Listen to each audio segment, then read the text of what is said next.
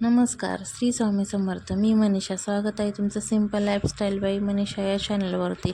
तर आधीच्या ब्लॉगमध्ये तुम्ही पाहिलंच असेल की मी सामान वगैरे सर्व शिफ्टिंग करण्यासाठी तिकडली रूम आहे ना सर्व साफ वगैरे करून आली होती. आता इकडल्या रूमवरचं सर्व सामान आहे ना आम्ही सकाळी म्हणजे दुसऱ्या दिवशी सकाळी सर्व सामान आहे ना खाली आणून पार्किंगमध्ये ठेवलं होतं आणि गाडी लोड करायला चालू होती. तर तोपर्यंत तिकडे गाडी लोड करायला चालू होती ना, तोपर्यंत माझं इथे कुठे काय आहे का राहिलं का किंवा कुठे काय घाण झालेली ना ते सर्व क्लीन करायचं काम चालू होतं माझं. तर फायनली मी सर्व रूम वगैरे क्लीन करून दिल्या होत्या. म्हणजे सर्व कुठे काही डाग वगैरे लागलाय का किंवा मुलं वगैरे सामान वगैरे हे करतात ना, त्याच्यामुळे मग सर्व क्लीन केलं. आणि तसं पण हे आम्ही कुठे खूप जास्त दिवस नाही राहिलो इथं, फक्त 3च महिने राहिलो इथं. त्याच्यामुळे काही एवढं घाण झालंही नव्हतं आणि नवीनच रूम वगैरे होत्या. तरी पण आता थोडासा भिंतीचा बाहेरचा हॉलमधला कलर वगैरे गेलेला होता, पण ते आता ते काय होईल ते पुढे बघूया. तर इथून आहे ना सामान वगैरे सर्व खाली लोड केलं होतं आणि माझं क्लिनिंगचं काम पण झालं होतं इथलं. तर इथून थोडंसं म्हणजे आम्ही हे लावले होते, जे गाडी वगैरे लोड करतात ना ते 4-5 माणसं बोलवलेली होती. तर ते शिफ्टिंग करणारे होते ना, त्यांना ते जास्तीच पैसे सांगत होते.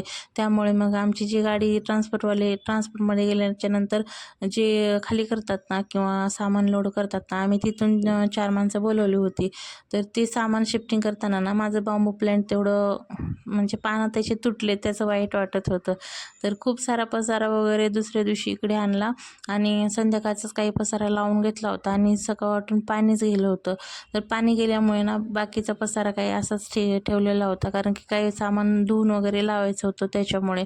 तर सकाळी आल्याच्यानंतर इथं सर्व सामान मी जिथल्या तिथं ठेवलं होतं.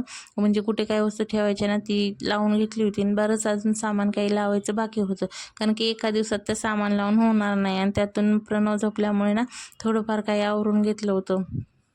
तर पाण्यामुळे म्हणजे पाणी नसल्यामुळे ना खूपच प्रॉब्लेम झाला. इथं आल्याच्यानंतर लगेच दुसऱ्या दिवशी असं झालं की दिवसभर लाईटही नव्हती आणि पाणी नव्हतं. सकाळी 8 वाजता जी लाईट गेली ना, ती पार संध्याकाळी 9:30लाच लाईट आली होती आणि दिवसभर पाणीही नाही आणि लाईटही नव्हती, असं झालं होतं.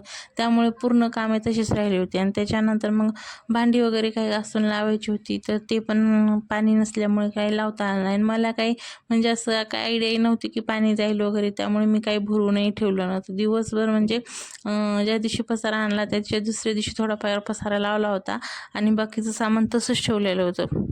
आता पाणी नसल्याच्यानंतर काय करणार, तर इथे थोडंसं सामान लावायचं राहिलं होतं. फ्रीज वगैरे क्लीन करायचा होता, त्यामुळे मग इकडे काही केलं नव्हतं. म्हणजे ड्रिल मशीन वगैरे खीळ वगैरे ठोकण्यासाठी ते माणूस येणार होता ना, त्याच्यामुळे मग जास्ती काही भांडी आधी काढलीच नव्हती. आता ती सर्व भांडी काढायची होती, त्याच्यामुळे मग थोडीच भांडी काय होती ती वरची लावली होती.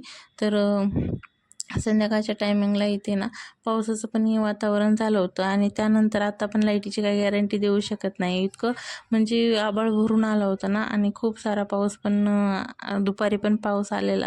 तर असा काय आता आजचा दिवस. तर चला, कसा वाटला व्हिडिओ तुम्हाला नक्की कमेंट करून सांगा आणि चॅनलवर नवीन असाल तर एक सबस्क्राईबर जरूर करा. तर चला, भेटूया असंच एका नवीन व्हिडिओमध्ये. तोपर्यंत बाय.